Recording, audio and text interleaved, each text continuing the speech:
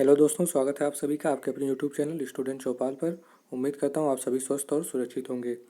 आज हम teaching aptitude का सेकंड पार्ट लेकर आए हैं, जो हमारे सीरीज का भी दूसरा वीडियो है, जो इस बार नेट एग्जाम देने वाले स्टूडेंट के लिए काफ़ी इंपॉर्टेंट होने वाला है। तो अगर आप लोग चैनल पर नए हैं तो चैनल को सब्सक्राइब करके बेल आइकन को ऑन कर दें, जिससे आपको आने वाले वीडियोज़ की नोटिफिकेशन मिलती रहे। आप हमारे टेलीग्राम चैनल को भी ज्वाइन कर सकते हैं, जिसका लिंक आपको डिस्क्रिप्शन में मिल जाएगा। तो चलिए बिना देर किए शुरू करते हैं। पहला क्वेश्चन है, ये आपको मैचिंग करना है। तो इसमें दिया है पहला मेमोरी स्मृति स्तर दिया, जिसको मेमोरी लेवल भी कहते हैं।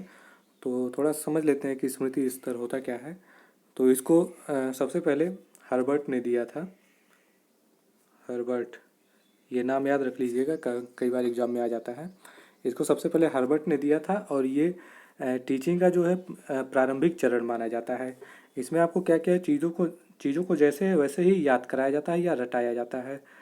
और इसमें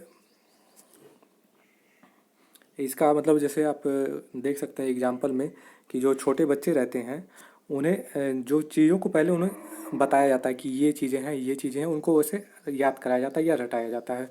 तो वो सब जितने भी छोटे बच्चों की जो स्मृति स्तर होती है वो इसी में आती है, मेमोरी लेवल में आती है। फिर दूसरा आपका दिया अवबोध स्तर, या इसको अंडरस्टैंडिंग लेवल भी कहते हैं। और इसको दिया था मॉरिसन ने दिया था। इसको दिया था आपका मॉरिसन। तो ये भी आप नाम इनका भी याद रख लीजिएगा। ये मॉरिसन ने दिया था और इसमें क्या किया था, आपको चीज़ों को याद करने के साथ साथ उन्हें समझाया भी जाता है। और तीसरा है आपका विमर्शी स्तर, जिसको हंट ने दिया था। हंट। तो ये आपका टीचिंग का सबसे हाई लेवल माना जाता है। इसमें आपको चीज़ों को आलोचनात्मक विश्लेषण किया जाता है, मूल्यांकन किया जाता है। तो ये आपका एकदम हाई लेवल का माना जाता है। तो पहला आपका मेमोरी लेवल, इसको हर्बर्ट ने दिया था। फिर दूसरा है अंडरस्टैंडिंग लेवल या अवबोध स्तर, जिसको मॉरिसन ने दिया था। और तीसरा है रिफ्लेक्टिव लेवल, इसको हंट ने दिया था। तो ये आप तीनों नाम याद रख लीजिएगा, ये काफ़ी इंपॉर्टेंट है, कई बार एग्जाम में पूछ लिया जाता है। तो आइए देख लेते हैं कि मैचिंग में क्या क्या है। तो पहला दिया स्मृति स्तर, तो इसका हो जाएगा आपका ये प्रस्तुतिकरण के दौरान दिए गए महत्वपूर्ण बिंदुओं को दर्ज करना।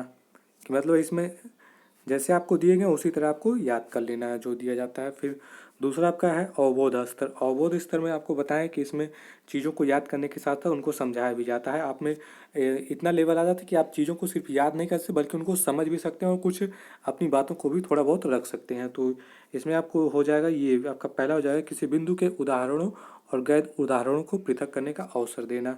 फिर आपका तीसरा दिया विमर्शी स्तर, या ये एक हाई लेवल वाला टीचिंग है, सबसे हाई लेवल का टीचिंग माना जाता है ये। तो इसमें आपको विमर्शी स्तर का हो जाएगा, ये चौथा हो जाएगा विवेच्य बिंदुओं का आलोचनात्मक विश्लेषण का। ये आपका आलोचनात्मक विश्लेषण होता है इसमें। तो आप कूट देख लेते हैं कौन कौन सा है। तो ये आपका हो जाएगा सी, ऑप्शन नंबर सी, ये सही हो जाएगा। ए का सेकंड, बी का फर्स्ट एंड सी का फोर, ये आपका सही हो जाएगा। फिर नेक्स्ट क्वेश्चन नंबर सेकंड, प्रभावी शिक्षण अधिगम व्यवस्थाओं के अभिकल्पन में शिक्षार्थियों की विशेषताओं का कौन सा सेट सहायक समझा जा सकता है। नीचे दिए गए कूट में से सही विकल्प का चयन कीजिए।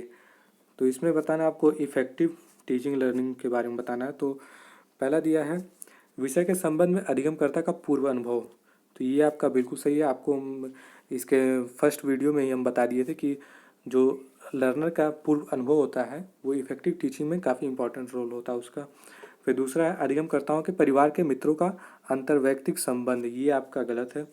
फिर तीसरा दिया है विषय के संदर्भ में अधिगमकर्ताओं की योग्यता, ये भी आपका सही है कि लर्नर की जितनी एबिलिटी जितनी ज़्यादा होगी वो चीज़ों को उतने ज़्यादा अच्छे से और ज़्यादा चीज़ों को सीख सकता है। फिर चौथा दिया है विद्यार्थियों की भाषा पृष्ठभूमि, ये भी आपका सही है कि अगर मान लीजिए विद्यार्थी हिंदी मीडियम का हो, उसको इंग्लिश मीडियम में पढ़ाया जाता है तो वो चीज़ों को नहीं समझ पाएगा, जो कि इफेक्टिव टीचिंग नहीं हो पाएगी। तो ये भी आपका सही है।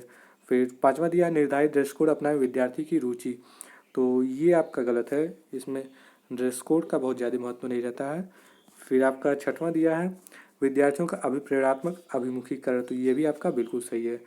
तो आपका करेक्ट ऑप्शन हो जाएगा। तो आप यहाँ से हो जाएगा आपका पहला सही है और तीसरा सही है, फिर चौथा सही है और छठवां सही है। तो 1 3 4 6, तो आपका करेक्ट ऑप्शन 1 3 4 6 बी हो जाएगा। ये बढ़ते हैं अगले क्वेश्चन की तरफ। क्वेश्चन नंबर 3, निम्नलिखित में से कौन कौन से गुण किसी शिक्षक की बड़ी ताकत को प्रदर्शित करते हैं? तो इसमें दिया गया है, पहला दिया गया है ए, संस्थागत प्रबंधन में पूर्णकालिक सक्रिय संलिप्तता। तो ये जो इंस्टीट्यूशनल मैनेजमेंट होता है इसके लिए और भी दूसरे लोगों को अपॉइंटमेंट किया जाता है, तो इसमें टीचर की कोई रोल नहीं होता, तो ये आपका गलत हो जाएगा। दूसरा दिया है उदाहरण प्रस्तुत करना, ये आपका बिल्कुल सही है। एक अच्छा टीचर वही माना जाता है जो स्टूडेंट्स को अपने नए नए उदाहरण देके अपनी बातों को अच्छे से समझा सके, तो ये आपका सही हो जाएगा। सी दिया अवधारणाओं के परीक्षण के लिए तत्पर रहना, तो ये भी आपका सही है। और डी दिया है गलतियों को स्वीकार करना। तो अगर मान लीजिए अच्छा टीचर कोई है जो उससे कोई गलती होने पे वो अपनी गलती को स्वीकार कर ले और उसे फिर बाद में सुधार भी ले, तो आपका करेक्ट ऑप्शन है बी सी और डी। तो कूट में देख लेते हैं, ये option number C B C D ये आपका सही हो जाएगा। बढ़ते हैं अगले क्वेश्चन की तरफ। क्वेश्चन नंबर 4, सतत एवं व्यापक मूल्यांकन की विशेषताएं क्या क्या हैं? तो इसका तो नाम से ही स्पष्ट है कि सतत एवं व्यापक मूल्यांकन, सतत मतलब जो निरंतर किया जाए और व्यापक मतलब है कि जो लर्निंग के प्रत्येक पहलू का मूल्यांकन किया जाए। तो इस तरह से हम समझ सकते हैं कि जो लर्निंग के प्रत्येक पहलू का जो समय समय पर या निरंतर मूल्यांकन किया जाता है उसे ही सतत एवं व्यापक मूल्यांकन कहा जाता है। तो इसमें देख लेते हैं, ऑप्शन ए दिया है, यह अनेक परीक्षाओं के कारण छात्रों के कार्यभार में वृद्धि करता है, तो ये आपका गलत हो जाएगा। बी दिया है, यह प्राप्तांकों को ग्रेड में प्रतिस्थापित करता है, ये आपका सही है। सी दिया है, यह छात्र के प्रत्येक पहलू का मूल्यांकन करता है, तो व्यापक का मतलब ये कि उसके प्रत्येक पहलू का मूल्यांकन करे, तो ये भी आपका सही हो जाएगा। एंड डी दिया है, यह परीक्षा के डर को कम करने में सहायता करता है, तो ये भी आपका सही हो जाएगा। तो करेक्ट ऑप्शन हो जाएगा बी सी और डी। तो कूट में देख लेते हैं, ये आपका ऑप्शन नंबर ए सही हो जाएगा, बी सी और डी। अगले क्वेश्चन की तरफ बढ़ते हैं।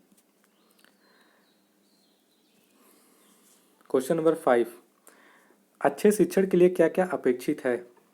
ए निदान, बी उपचार, सी निर्देश, डी प्रतिपुष्टि। तो ये आपका चारों सही हो जाएगा। इसमें एक अच्छी टीचिंग उसी को मानती है जिसमें आपको स्टूडेंट की समस्याओं का उपचार किया जाए, उनसे फीडबैक लिया जाए, उनके मतलब टीचिंग के दौरान जो भी समस्याएं हैं उनको तुरंत दूर किया जाए, तो ये आपका चारों सही हो जाएगा। तो इसका करेक्ट ऑप्शन आपका बी हो जाएगा, ए बी सी डी। बढ़ते हैं अगले क्वेश्चन की तरफ। क्वेश्चन नंबर 6, शैक्षणिक संस्थानों में आने वाले छात्रों को यहाँ आपका जितनी जितनी बाधाएं आएंगी उतनी अधिक अपेक्षाएं। तो जाहिर सी बात है, अगर किसी एजुकेशनल इंस्टीट्यूशनल में कोई छात्रों को बाधाएं आएंगी तो उसकी अपेक्षाएं शिक्षक से ही होंगी, परिवार से भी नहीं होंगी, समाज से भी नहीं और राज्य से भी नहीं होंगी। तो इसका करेक्ट ऑप्शन डी हो जाएगा, शिक्षक से होंगी। फिर अगला क्वेश्चन है, उपलब्धि परीक्षण प्राय निम्न में से किसके लिए प्रयुक्त किए जाते हैं? ऑप्शन ए किसी पाठ्यक्रम हेतु प्रत्याशियों के चयन के लिए। ऑप्शन बी है सीखने वालों के सबल और दुर्बल पक्षों की पहचान के लिए। ऑप्शन सी है शिक्षण के पश्चात सीखने की मात्रा के मूल्यांकन के लिए। एंड ऑप्शन डी है किसी विशिष्ट कार्य हेतु चयन करने के लिए। तो ये उपलब्धि परीक्षण आपका शिक्षण के पश्चात सीखने की मात्रा के मूल्यांकन के लिए किया जाता है। क्यों, एक टीचिंग के बाद आपको जो मूल्यांकन किया जाता है, जैसे एनुअल एग्जाम हो जाता है कि लिया जाता है आपका, तो उसमें देखा जाता है कि आपने पूरे एक साल में क्या क्या सीखा, आपको क्या क्या आते हैं, तो उसी को हम उपलब्धि परीक्षण कहते हैं। तो इसका करेक्ट ऑप्शन सी हो जाएगा। फिर अगला क्वेश्चन नंबर 8 है, निम्नांकित में से ज्ञान संबंधी योग्यता का उच्चतम स्तर क्या है? ए समझना, बी विश्लेषण करना, डी जानना, सी मूल्यांकन करना। तो इसका करेक्ट ऑप्शन हो जाएगा आपका सी मूल्यांकन करना। ये आपका रिफ्लेक्टिव लेवल में आता है कि जब आप चीज़ों को आलोचनात्मक तरीके से विश्लेषण करने लगते हैं तो वो आपका एक उच्चतम लेवल माना जाता है। तो ये मूल्यांकन भी आपका उसी में आता है। ये का आपका करेक्ट ऑप्शन सी हो जाएगा। अगला क्वेश्चन है क्वेश्चन नंबर 9, एक अच्छा शिक्षक वह है जो संकल्पनाओं और सिद्धांतों को स्पष्ट करता है, विद्यार्थियों को मुद्रित नोट्स देता है, सी है छात्रों को सीखने के लिए अभिप्रेरित करता है, एंड डी है उपयोगी सूचनाएं देता है। तो एक अच्छा टीचर वही माना जाता है जो छात्रों को सीखने के लिए हमेशा अभिप्रेरित करता रहे। वो छात्रों को बताए कि हमेशा कुछ ना कुछ सीखने के लिए मोटिवेट करता रहे, वही एक अच्छा टीचर माना जाता है। नेक्स्ट क्वेश्चन नंबर 10, शिक्षण सहायक सामग्री के बारे में निम्नलिखित में से कौन से कथन सही हैं। ये टीचिंग एड्स की बात की जा रही है, तो इसमें आपका पहला दिया ए दिया है, वे संकल्पना धारण को लंबे समय तक बनाए रखने में मदद करती हैं। ये आपका बिल्कुल सही है कि अगर आपको टीचिंग एड्स से चीज़ों को समझाया तो आपको वो ज़्यादा लंबे समय तक आपके दिमाग में रहता है। बी है, वे विद्यार्थियों को अच्छी तरह से सीखने में मदद करती हैं। ये भी आपका सही है। सी दिया, वे शिक्षण और अधिगम प्रक्रिया को रोचक बनाती हैं। ये भी आपका सही है। एंड डी दिया है, वे रटकर सीखने की प्रक्रिया को बढ़ावा देती हैं। ये आपका बिल्कुल गलत है। टीचिंग एड्स रटकर नहीं बल्कि चीज़ों को समझ कर आपके दिमाग में लंबे समय तक रहती हैं। तो टीचिंग एड्स का मेन उद्देश्य ही रहता है कि आपको चीज़ों को अच्छे से समझाना। तो ये आपका ए बी और सी सही हो जाएगा। तो कूट में देख लेते हैं, ये आपका option number A B C ये सही है। फिर नेक्स्ट क्वेश्चन 11, निम्नलिखित में से कौन सा तत्व शिक्षण को प्रभावित नहीं करता है। तो इसमें आपको बताना है कि टीचिंग को कौन सा प्रभावित नहीं करता है। ऑप्शन ए दिया, कक्षा की ऐसी गतिविधियां जो सीखने को प्रोत्साहित करती हैं। ऑप्शन बी दिया, शिक्षकों और विद्यार्थियों की सामाजिक आर्थिक पृष्ठभूमि। ऑप्शन सी दिया, अनुभवों द्वारा सीखना। और ऑप्शन डी शिक्षक का ज्ञान। तो इसमें आपको ये आपका ऑप्शन नंबर बी, सामाजिक आर्थिक पृष्ठभूमि, किसी भी टीचर और स्टूडेंट की सामाजिक आर्थिक पृष्ठभूमि का उसके मतलब शिक्षण पे कोई इफेक्ट नहीं पड़ सकता है। तो ये आपका सही ऑप्शन हो जाएगा। इसमें पूछा प्रभावित नहीं करती है, तो ये आपका सही ऑप्शन बी।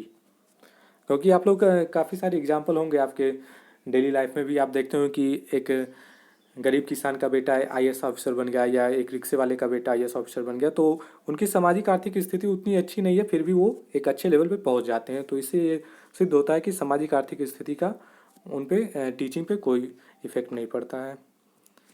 फिर नेक्स्ट क्वेश्चन नंबर 12 है, शिक्षक द्वारा अध्यापन के लिए उपयोग की जाने वाली तकनीकी में शामिल है। तो इसमें आपका है व्याख्यान है, बिल्कुल सही, ये भी यूज होता है। टीचर हमेशा देखते हैं लेक्चर देता रहता है। बी है, पारस्परिक क्रिया आधारित व्याख्यान, ये भी आपका सही है। और सी दिया है सामूहिक कार्य, तो ये भी आपका सही है। और डी दिया स्वाध्याय, तो स्वाध्याय नहीं होगा, ये टीचर द्वारा स्वाध्याय नहीं, ये स्टूडेंट द्वारा किया जाता है। तो आपका ए बी और सी ये आपका सही है। तो कूट में देख लेते हैं, ये आपका हो जाएगा option number D, A B C ये सही है। फिर नेक्स्ट क्वेश्चन नंबर 13 है, निम्नलिखित में से कौन सा शिक्षण का पूर्व निर्धारित स्तर नहीं है।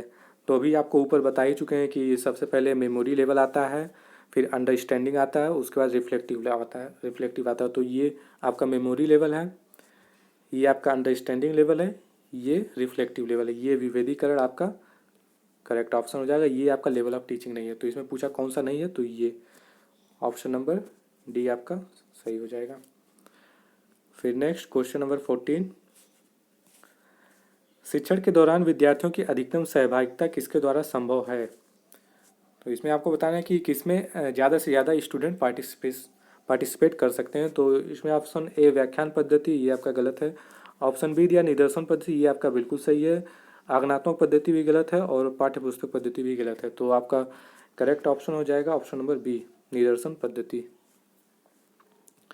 फिर अगला क्वेश्चन है क्वेश्चन नंबर 15, नैदानिक मूल्यांकन अभिनिश्चित करता है। तो नैदानिक मूल्यांकन वो होता है कि आपको टीचिंग के दौरान जो स्टूडेंट्स को प्रॉब्लम आती है उसको उसी समय दूर किया जाता है। तो इसमें देख लेते हैं ऑप्शन में, ऑप्शन ए दिया अनुदेशों के प्रारंभ में विद्यार्थियों का कार्य निष्पादन, ये आपका गलत है।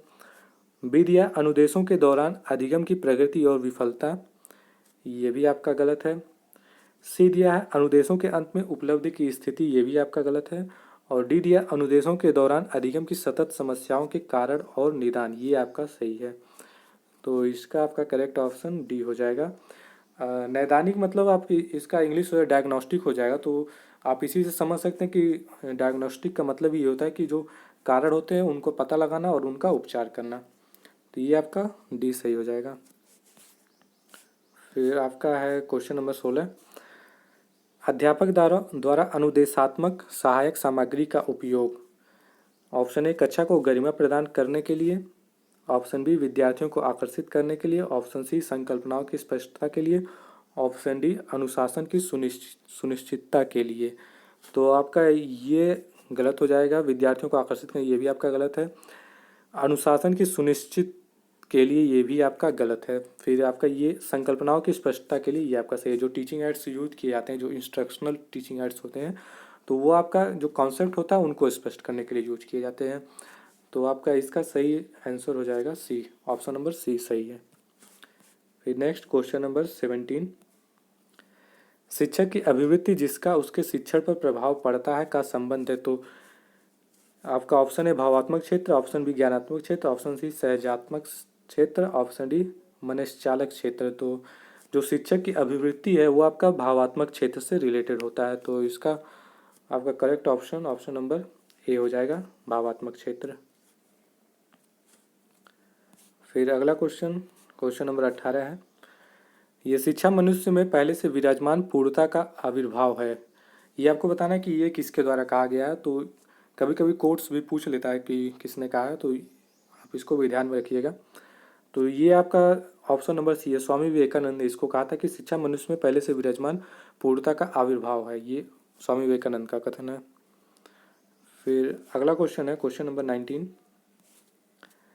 निम्नलिखित में से शिक्षण का सर्वोत्तम ढंग कौन सा है। तो शिक्षण का सर्वोत्तम ढंग, अभी आपको एक ऊपर क्वेश्चन मिला था इसी तरह का। तो ऑप्शन ए व्याख्यान है, ये आपका गलत है। ऑप्शन बी विचार विमर्श है, ऑप्शन सी वर्णन भी गलत है, ये ऑप्शन सी ये निरूपण। तो आपका करेक्ट ऑप्शन ये ऑप्शन नंबर सी हो जाएगा, निरूपण। फिर क्वेश्चन नंबर 20, डिसलेक्सिया संबंधित है। ऑप्शन ए मानसिक विकृति से, ऑप्शन बी व्यवहार संबंधी विकृति से, ऑप्शन सी पठन विकृति से, ऑप्शन डी लेखन विकृति से। तो जितने भी लोग, ये एक मूवी आई थी तारे जमी पर, तो जितने भी लोग उसको देखे होंगे तो उसमें जो एक बच्चा रहता है, जो मेन कैरेक्टर रहता है, उसको एक बीमारी, यही बीमारी रहती है डिसलेक्सिया। तो उसमें देखते हैं कि वो चीज़ों को उतने अच्छे से पढ़ नहीं पाता, उसको पढ़ने में दिक्कत होती है। वो पढ़ने लिखा रहता है 3, उसको कुछ और दिखाई देता है। तो ये जो डिसलेक्सिया संबंधित बीमारी है, ये आपका पठन विकृति से संबंधित है। तो जितने भी लोग मूवी देखे होंगे या जिनको याद होगा उस बारे में, तो वो इसका करेक्ट ऑप्शन मारेंगे। तो इसका ऑप्शन हो जाएगा आपका सी, ये सही है। तो आज के लिए इतना ही दोस्तों, फिर मिलते हैं नेक्स्ट वीडियो में। और अगर आपको ये पूरा PDF चाहिए तो आप हमारे टेलीग्राम चैनल को भी ज्वाइन कर सकते हैं, वहाँ पे आपको मिल जाएगा। और टेलीग्राम चैनल का लिंक आपको डिस्क्रिप्शन में मिल जाएगा। Thank you.